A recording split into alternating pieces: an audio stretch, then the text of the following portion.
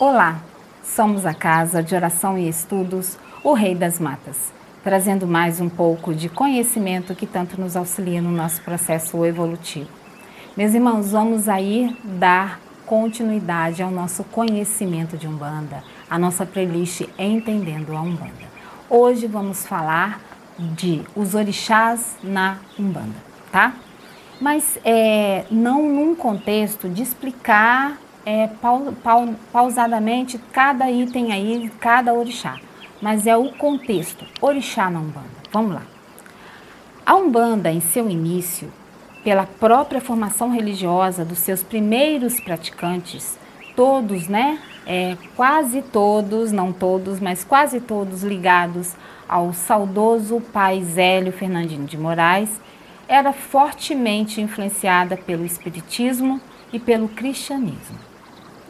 A Umbanda, em seu início, era considerada espírita e os médiuns se apresentavam como espíritas de Umbanda, diferenciando-se dos médiuns espíritas kardecistas. Entendemos como normal esse início da Umbanda porque algo novo em religião e espiritismo estava começando a tomar forma e a assumir lentamente sua identidade. Com o passar do tempo, a presença dos orixás foi acentuando-se e aconteceu um distanciamento salutar do espiritismo, kardecista, que era dito na época. Pois, ou isso acontecia ou a Umbanda nunca deixaria de ser uma versão brasileira do espiritismo. E não fora para isso que ela havia sido criada e sustentada. Uma religião estava nascendo, pois já havia sido pensada no astral. Não vemos a normalidade no fato de ela ser apresentada como espírita, cristã, branca, iniciática, esotérica, universalista e etc. Tudo foi ou ainda é parte de um processo maior, que é a cristalização de uma nova religião, em que cada um que aderiu a ela deu sua contribuição trazendo o que havia de melhor na sua formação anterior.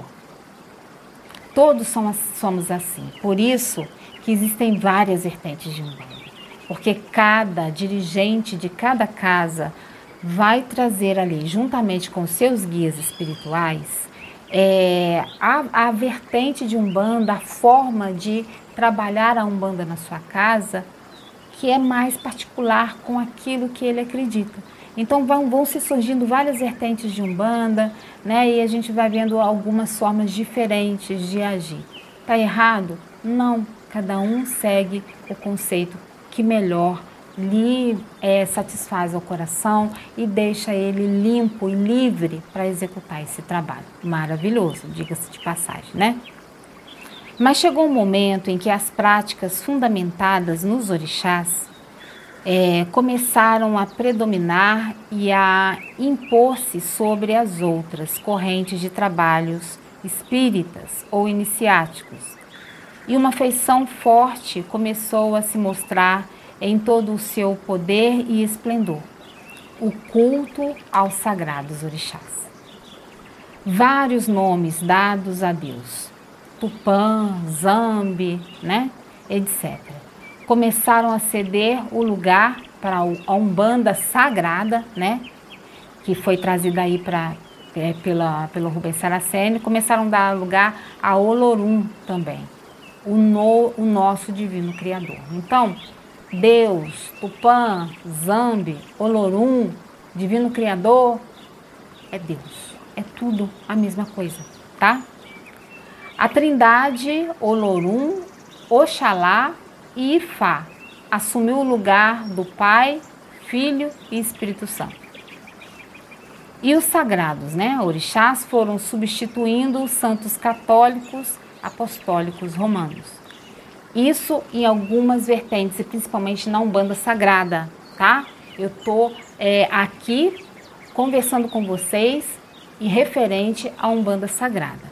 A Umbanda aqui na nossa Casa de Oração e Estudos Rei das Matas ainda tem o sincretismo religioso, tá?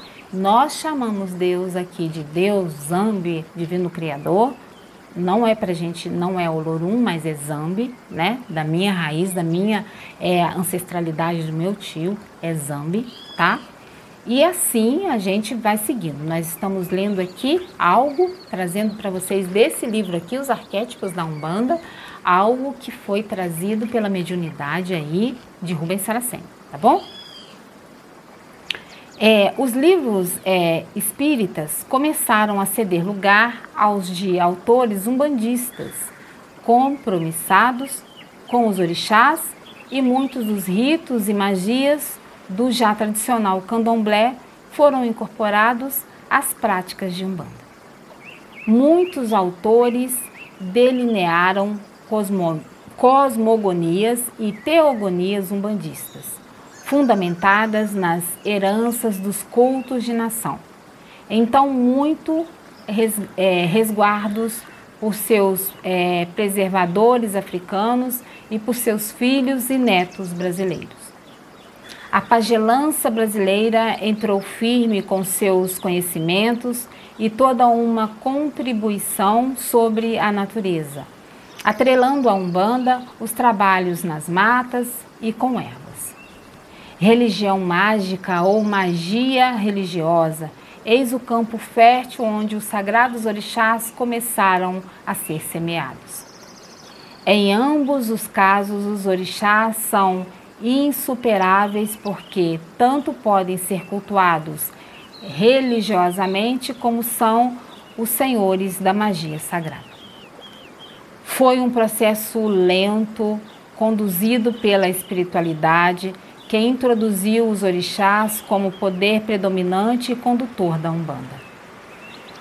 No decorrer de um século, tudo foi acontecendo tão naturalmente que, na transição do poder dos santos católicos para os orixás, agora só falta a substituição das imagens religiosas.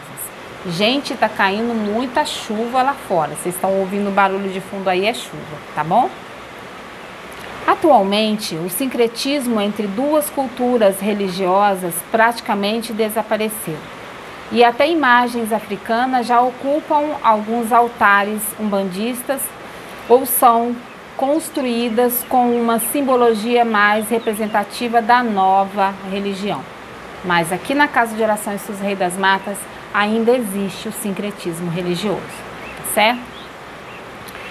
Em simbologia, a Umbanda é riquíssima e tem tantos mistérios à sua disposição, que seus altares a diferencia das outras religiões. Cada terreiro, cada centro tem seu orixá patrono e ao lado dele estão todos os outros, sempre prontos para auxiliarem quem neles depositar sua fé, seu amor e seu respeito. Orixá na Umbanda é isso, poder divino enviado por Deus, por Zambi, por Olorum ou Tupã, para nos amparar, né?